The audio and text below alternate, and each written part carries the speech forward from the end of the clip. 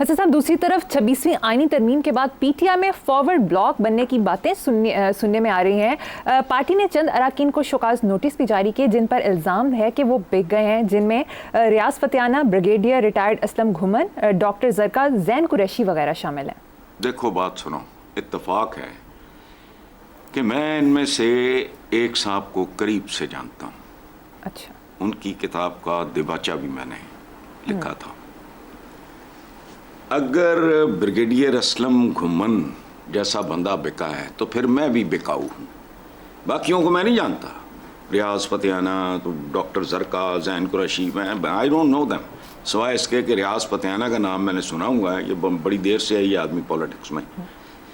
تو باقی اگر بریگیڈیئر ریٹائرڈ اسلم گھمن اس ملک میں کیا کہتے ہیں قابل فروخت ہے تو پھر سمجھو اس ملک کا ہر آدمی بکنے کے لیے پیدا ہوا ہے. کو خدا کا خوف کرو. دیکھو بات سنو، اتفاق ہے، میرے ڈیسک پہ کتابیں ہوتی ہیں، ایک چیز سن لو، پاکستانی سن لیں، کہانی کو سمجھ لیں.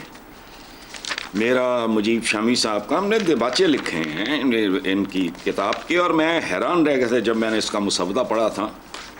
تو ایک سیکنڈ ٹھہرو، آپ پاکستانیوں کو اندازہ ہو کہ اگر اس بندے کو بھی بے ایمان تو پھر ایماندار اس ملک میں کوئی نہیں ہے. سنو چند عنوانات میں بتا رہا ہوں اس کتاب کے، ہاں یہ سچ ہے.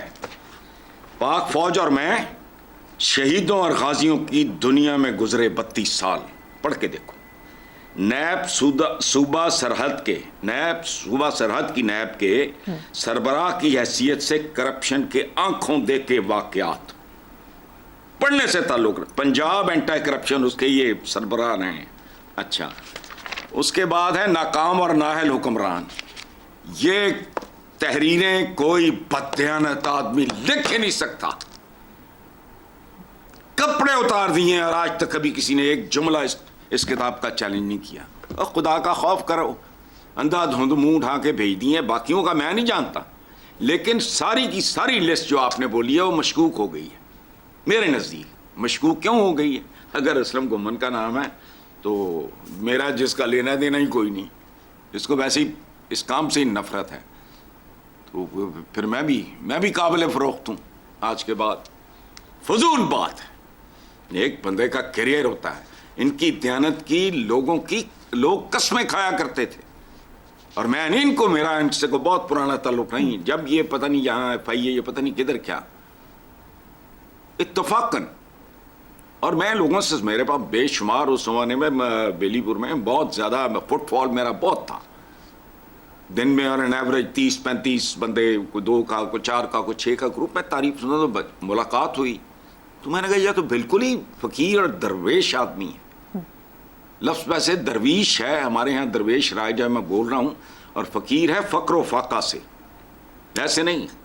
نوری گھمن ان کا بھائی، ان کی علاقوں میں جا کے سنو، وہاں کے میں نے کئی لوگوں سے سنا ہے کہ یہ عجیب و غریب بات ہے یار. کسی کو تو چھوڑ دو، پتہ نہیں کیڑا چمچہ ہونا ہے جنہیں اسلم گھمن بھی نام بچ پاتا. اور باقی بھی میری نظروں میں معتبر ہو گئے کہ اگر ان کا نام ہے تو باقی بھی شاید قابل فروخت نہ ہوں. ادروائز پاکستان میں تو ضمیر بکتے ہیں.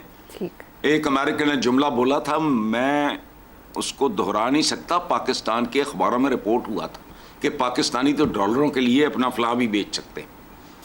اب وہ فلاں میں بتا نہیں سکتا، مجھے شرم آ رہی ہے، حالانکہ یہ چھپ چکا ہے پاکستان کے ہر اخبار.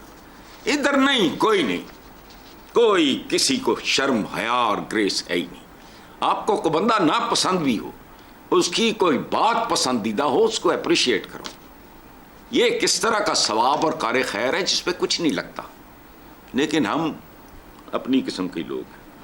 اور بات سنو، ہم چونکہ بے ضمیر ہیں، اس لیے ہمارا ہر سیاستدان ان کے پوسٹروں پہ الیکشن کیمپین میں لگتا ہے نہ بکنے والا نہ جھکنے والا. یہ عام نعرہ ہوتا ہے الیکشن کیمپین میں، نہ بکنے والا نہ جھکنے والا. کیوں؟ چونکہ میجورٹی بکنے والوں کی ہوتی ہے اور جھکنے والوں کی ہوتی ہے. اسلم گھمن جیسے بندے کوئی بھی بیچ میں. اچھا، اندر کا گلٹ ہوتا ہے جو آتا ہے، چھوڑو، چلیں آگے چلتے ہیں.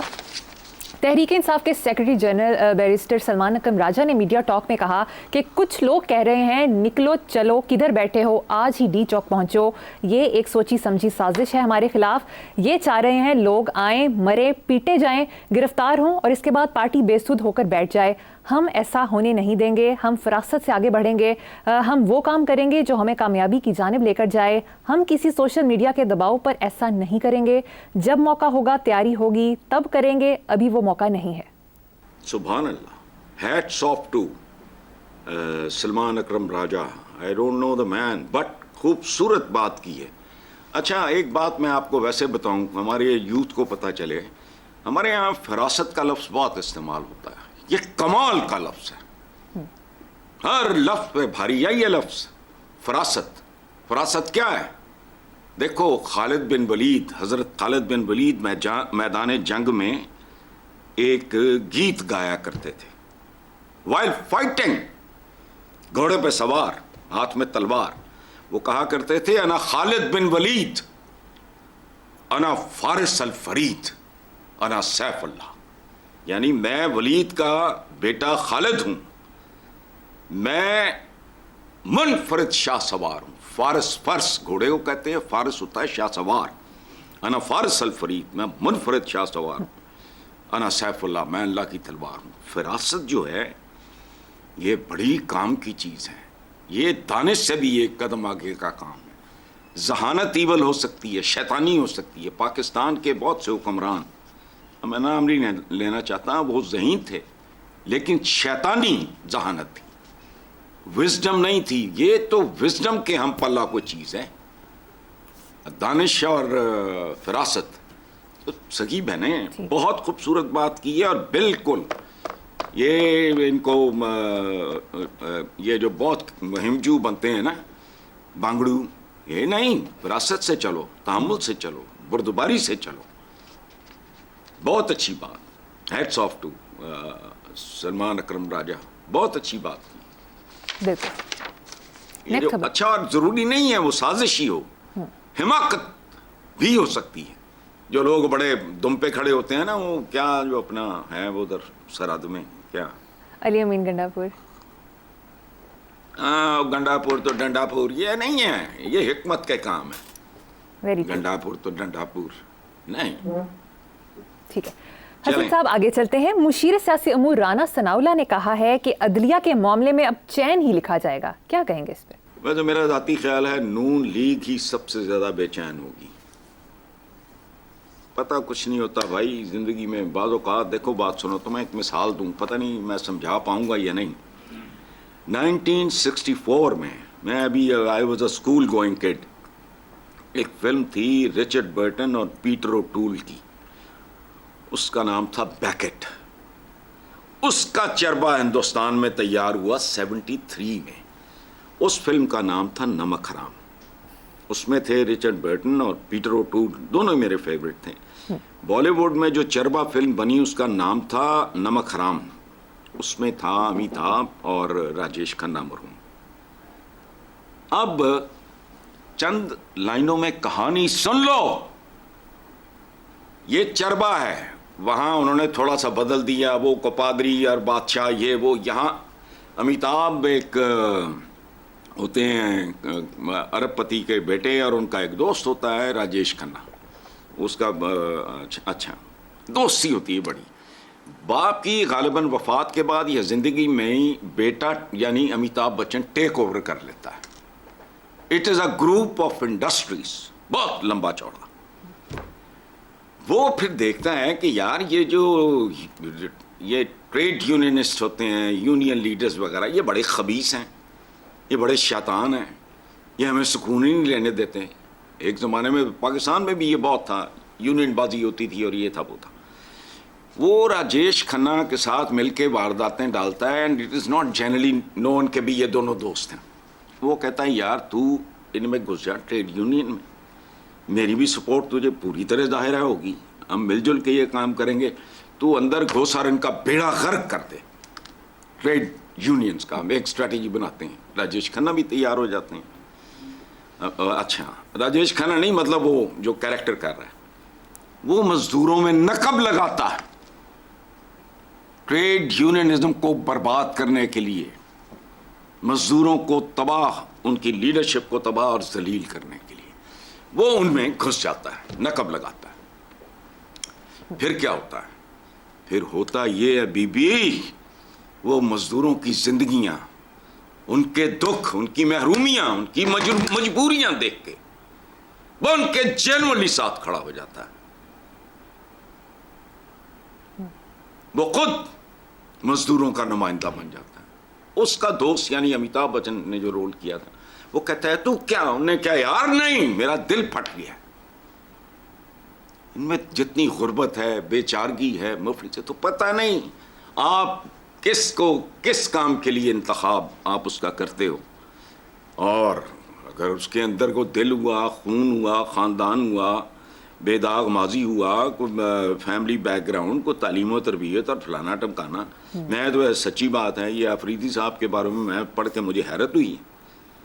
जितना खूबसूरत प्रोफाइल है, तो यू नेवर नो, याद रखना, इंसान अपनी ब्लड लाइन से पहचाना जाता है, नहीं कर सकता। वो बैकेट की तो ओरिजिनल कहानी है। वो अपने एक करीबी दोस्त को बादशाह जो है वो बना देता है कि तू पोप शोप बन जाए या पता नहीं की कोई तरह, वो मजहबी है। वो जब जाता है तो वो भी बादशाह के खिलाफ, वो कहता है तू तो यार मेरा, उन्हें क्या नहीं यार, बात यही सच है, हक की।